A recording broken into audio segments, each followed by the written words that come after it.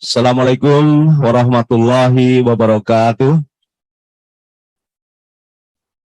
Salam Om Swastiastu, Namo Buddhaya, salam kebajikan, salam sejahtera untuk kita semua. Saya hanya sedikit mengingatkan kepada Bapak Ibu semua bahwa prioritas penggunaan dana desa ini menjadi amanah yang memang diberikan kepada kementerian yang menangani terkait dengan pembangunan dan pemberdayaan masyarakat, di mana 3 bulan sebelum dimulainya tahun anggaran sudah harus ditetapkan sebagai bagian referensi kebijakan di dalam rangka baik oleh pemerintah provinsi, kabupaten ataupun desa di dalam rangka untuk menyusun perencanaan kegiatan di tahun berikutnya. Karena itu, saya ingin menyampaikan beberapa hal kepada Bapak-Ibu semua.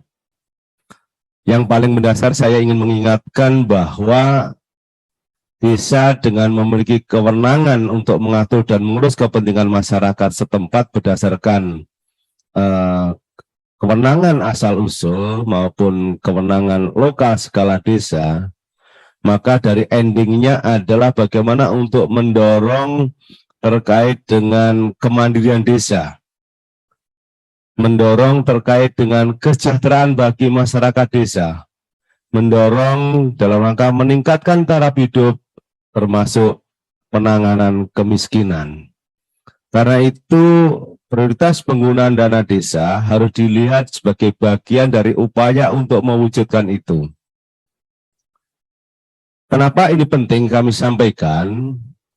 Kadang ada beberapa yang masih kita temui, misalnya dari desa ataupun pemerintah yang lain, ketika dalam situasi yang kita harus fokus terhadap hal-hal yang kondisi tadi, kemudian dianggap bahwa pemerintah pusat terlalu memberikan pengaturan, terlalu pemerintah pusat dianggap terlalu memberikan seolah-olah mendikte. Sebenarnya secara filosofi adalah yang dilakukan oleh kementerian atau oleh pusat ini adalah dalam rangka untuk mewujudkan itu guidance-guidance yang diberikan, selain sebagaimana yang telah diamanahkan oleh undang-undang maupun oleh peraturan pemerintah termasuk ketentuan lainnya.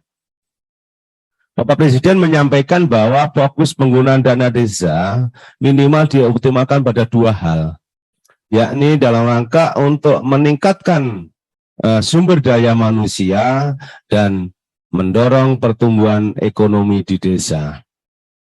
Karena itu Bapak sekalian, ini yang harus kita maknai bahwa prioritas penggunaan dana desa ini diterbitkan sebagai sekali lagi sebagai upaya untuk mewujudkan hal tersebut. Kenapa ini penting kami sampaikan dalam forum ini? Kita ketahui bersama sejak tahun 2020 dengan adanya pandemi COVID ini melahirkan berbagai kebijakan yang seolah-olah terjadi turbulensi kebijakan, terjadi akrobatik kebijakan yang memang secara nasional ini bahkan mungkin tidak saja secara nasional, situasi ini mempengaruhi secara global, sehingga kebijakan-kebijakan yang dikeluarkan tadi semata-mata dilakukan dalam rangka mengarah kepada upaya-upaya penyelamatan tadi. Karena itu Bapak sekalian, di tahun 2023 prioritas penggunaan dana desa masih pada fokus tiga hal utama, yakni dalam rangka pemulihan ekonomi secara nasional, kemudian dalam rangka untuk membiayai kegiatan prioritas nasional, dan dalam rangka untuk mitigasi bencana alam dan non-alam, tentu semuanya dikaitkan dengan kewenangan desa. Maka terkait dengan kemiskinan, karena ini perlu saya sampaikan juga, masih muncul pertanyaan, apakah di tahun 2023 nanti masih ada terkait dengan BLT DD. Nah, ini semata-mata mungkin orientasinya berbeda ketika di tahun 2020 dan 2021 termasuk di tahun 2022 ini. Yang mana kemarin lebih pada fokus terhadap penanganan pandemi COVID. Kita ketahui bersama bahwa sekarang COVID sudah mulai landai, mudah-mudahan terus landai dan sirna. Namun kita juga masih punya PR besar di dalam bidang kemiskinan.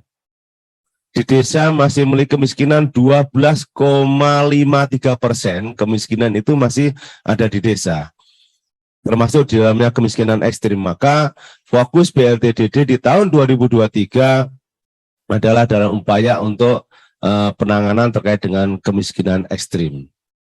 Di sisi lain, upaya pemberdayaan dilakukan dalam rangka untuk meningkatkan upaya-upaya pemberdayaan yang berkaitan dengan penanggulangan kemiskinan tadi.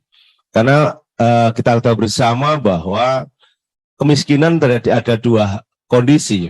Yang pertama adalah kondisi masyarakat yang masih bisa diberdayakan, artinya masih produktif dan memang punya potensi itu. Dan yang kedua, kondisi masyarakat yang dibutuhkan adalah perlindungan sosial, tidak memiliki kemampuan untuk diberdayakan lagi. Nah, ini tentu yang dibutuhkan adalah perlindungan sosial. Sehingga fokus dua hal ini tentu di dalam bidang penanganan kemiskinan, bagaimana untuk melakukan perlindungan kepada masyarakat dan juga dalam rangka upaya pemberdayaan. Namun sekali lagi ini disesuaikan dengan batas kewenangan yang dimiliki oleh desa. Bicara soal ketahanan pangan, isu global pada saat ini yang menjadi salah satu juga isu penting. Maka bicara pangan juga tidak lepas dari soal isu kemiskinan, kemandirian dan sebagainya. Karena itu Bapak-Ibu sekalian, dalam memahami ketahanan pangan tidak hanya sekedar kita manai bahwa 20% untuk ketahanan pangan ini hanya dilakukan hal yang sifatnya tidak memiliki keberlanjutan. Karena itu bagaimana mengelola anggaran dana desa yang digunakan untuk ketahanan pangan ini diupayakan memiliki nilai-nilai yang bisa memiliki keberlanjutan, tentu dengan berkolaborasi dengan pihak lain, juga mengoptimalkan sumber daya yang dimiliki oleh desa. Karena itu Bapak sekalian, kami sangat berharap kiranya kita saat ini di bulan Oktober, 3 bulan sebelum dimulai tahun anggaran, artinya nanti bulan Januari sudah dimulai, maka upaya-upaya itu juga perlu dilakukan. Belum lagi soal tadi saya katakan soal mitigasi bencana alam dan non-alam. Desa-desa di Indonesia hampir kurang lebih 50.000 lebih itu berada di desa yang berpotensi bencana. Berdasarkan data Indeks Kerawanan Bencana Indonesia, IRBI, hampir 50.000 lebih, Pak Yani ya. Desa yang, ini kan pakarnya nih, saya sampaikan ke Pak Yani. 50.000 lebih desa di Indonesia berada di potensi bencana. Baik itu sifatnya bencana alam dalam artian mungkin tanah longsor, banjir, mungkin termasuk mungkin abrasi dan sebagainya. Nah, karena itu Bapak-Ibu sekalian, selain yang non-alam misalnya seperti pandemi COVID menjadi bagian di dalamnya. Karena itu sekali lagi Bapak-Ibu sekalian, kiranya penting dan utama bagaimana desa melihat dan memetakan atas potensi-potensi yang ada di desa, baik potensi secara positif maupun potensi secara negatif. Apa saya katakan potensi positif? Tentu kaitan sumber daya, kemudian potensi aset ekonomi dan sebagainya. Yang negatif artinya seperti kerawanan bencana. Jadi kemudian terkait dengan pandemi COVID dan sebagainya, sehingga ini nanti menjadi sebuah bagian yang dimusyawarahkan ketika menyusun RKPDes kemarin dan nanti menjadi di dalam APBDes ini, telah melihat dari data-data potensi termasuk kerawanan yang ada di desa, sehingga prioritas yang dilakukan penggunaan dana desa ini adalah untuk membiayai berbagai prioritas-prioritas yang ada di desa tadi. Dan saya juga perlu mengingatkan bahwa di desa Bapak sekalian tidak hanya dana desa. Sumber keuangan desa itu ada 7 sumber keuangan desa. Kalau saya mengelompokkan kelompok besar ada 3, yakni yang bersatu berdasarkan pendapatan asli desa, yang kedua adalah dana transfer itu di dalamnya ya dana desa, alokasi dana desa, Masih dikenal lagi namanya bantuan keuangan kabupaten, bantuan keuangan provinsi. Ada juga yang disebutkan bagi hasil pajak dan retribusi daerah. Ada lagi disebutkan lain-lain pendapatan desa yang sah. Artinya tergantung kemampuan kita meng-create dan mengkreasi bagaimana desa-desa kita untuk mengoptimalkan berbagai sumber tadi. Maka jangan terjebak pada satu pemikiran bahwa dana desa itu satu-satunya sumber yang ada di desa. Saya ulangi, jangan terjebak pada pemikiran dana desa itu satu-satunya sumber keuangan desa, sehingga kita semua yang kita pikirkan kita ini kan hanya pada posisi di dana desa. Masih terkait dengan dana desa, pemanfaatannya Bapak-Ibu sekalian, saya pernah di beberapa kesempatan menyampaikan, jangan desa yang menuju kebangkrutan, jangan desa yang menuju kerugian. Apa itu desa yang dinamakan kebangkrutan atau kerugian? Yakni dana-dana yang diterima oleh desa itu hanya dilaksanakan yang lebih bersifatnya konsumtif atau sifatnya hal-hal yang tidak memiliki daya ungkit untuk mengkapitalisasi sumber-sumber keuangan baru yang ada di desa. Singkat cerita, uang 1 miliar di SPJ-kan 1 miliar selesai. Tapi sebenarnya ya harapannya adalah dana desa ini mampu untuk menghasilkan, mendorong lahirnya sumber-sumber keuangan baru yang ada di desa. Bisa untuk mengelola desa wisata, untuk pengembangan badan usaha milik desa, mengoptimalkan ketahanan pangan tadi tidak hanya sekedar untuk tahan pangan, tapi artinya bagaimana desa bisa surplus, bisa menghasilkan sumber-sumber pangan lokal yang memiliki bisa memiliki nilai ekonomis yang bisa dimanfaatkan baik untuk kepentingan desanya maupun bisa juga kepada desa-desa yang lain. Sehingga pengelolaannya ini penting untuk dilihat bahwa dana desa sebagai sebuah stimulan untuk mendorong pertumbuhan ekonomi di desa dan peningkatan sumber daya manusia yang ada di desa. Apa yang dimaksud sumber daya manusia desa? Nah, ini yang kita sering salah kaprah Bapak-Ibu sekalian.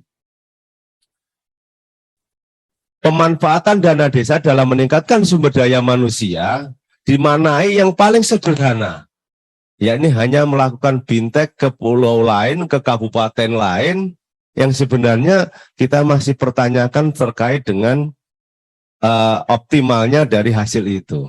Padahal sudah jelas-jelas disampaikan di dalam Permendes yang saat ini misalnya, bukan hanya saat ini saja, di yang sebelumnya, nomor 8 sekarang tahun 2022, yang sebelum nomor 7 tahun 2021, bahwa peningkatan kapasitas ini adalah diarahkan untuk peningkatan kapasitas masyarakat. Dalam rangka contohnya seperti tadi, peningkatan untuk misalnya keterampilan dalam rangka untuk mengelola sumber-sumber yang ada di desa. Termasuk pengelolaan misalnya desa wisata, BUMDes juga. Sehingga diharapkan ini adalah dilakukan di desa. Lebih baik kita mendatangkan pelatih di sana, masyarakat lebih banyak yang pengetahuannya meningkat, sehingga nanti menjadikan multiplier efek terhadap pengembangan itu.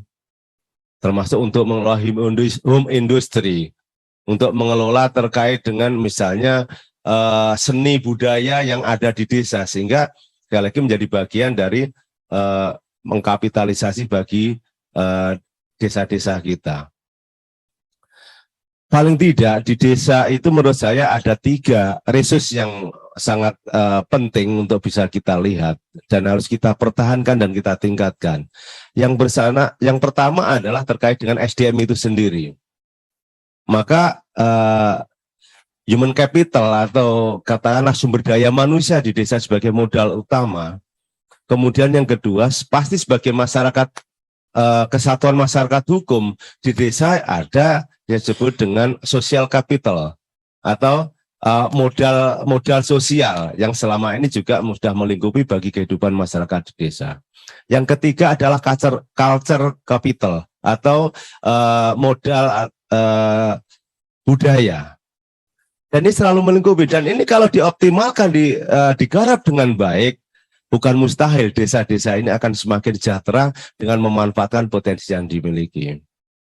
Karena itu Bapak sekalian, saya mengingatkan kepada kita semua, mari kita manfaatkan dana desa ini untuk bisa lebih baik dari kondisi dari tahun kemarin, tahun ini, dan seterusnya.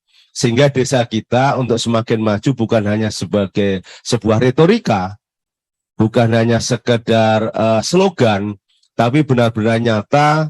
Dan itu saya yakin di tangan kita semua, Bapak Ibu Kepala Desa, BPD, perangkat desa, pendamping, kemudian lembaga kemasyarakatan yang ada di desa, pentahelik, perguruan tinggi, supradesa, media, dan sebagainya. Ini perannya sangat penting. Saya yakin banyak desa-desa yang sudah berhasil. Hanya karena mungkin tidak terpublikasi, tidak terekspos dengan baik, sehingga seolah-olah sisi lain orang melihatnya dari sisi negatif saja. Saya yakin masih banyak yang desa-desa dengan lompatan luar biasa inovasinya. Terbukti kita pada tahun 2016, desa kita yang kategori mandiri hanya 100, nggak ada 200 kalau nggak salah. Sekarang ini sudah mencapai 6.000 lebih. Artinya apa? Sebenarnya ada peluang-peluang, ada positif yang bisa kita dapatkan. Karena itu Bapak sekalian, terakhir saya sampaikan terima kasih kepada Pak Dir Lutfi dan seluruh jajaran, Bapak Ibu semua, baik yang hadir secara fisik dalam ruangan ini maupun yang secara virtual di seluruh Sabang sampai Merauke. Mari kita satukan tekad bahwa kita sama-sama punya tanggung jawab untuk memajukan desa, kita sama-sama punya tanggung jawab untuk menguatkan desa, karena sebenarnya desa memiliki kemampuan dan kemauan yang kuat untuk melahirkan desa yang semakin maju, mandiri, dan sejahtera. Kekurangan bukan menjadi hambatan, kekurangan bukan menjadi kendala, tapi menjadi tantangan bagi kita untuk menemukan solusi-solusi yang terbaik demi kemajuan desa kita. Terima kasih. Mudah-mudahan tahun 2023 dana desa ini bisa dilaksanakan lebih baik lagi, sebagaimana pada tahun-tahun yang sebelumnya, dan desa semakin berkembang ke arah yang lebih baik, lebih mandiri, dan lebih sejahtera. Terima kasih, kurang lebihnya mohon maaf. Saya akhiri. Assalamualaikum warahmatullahi wabarakatuh.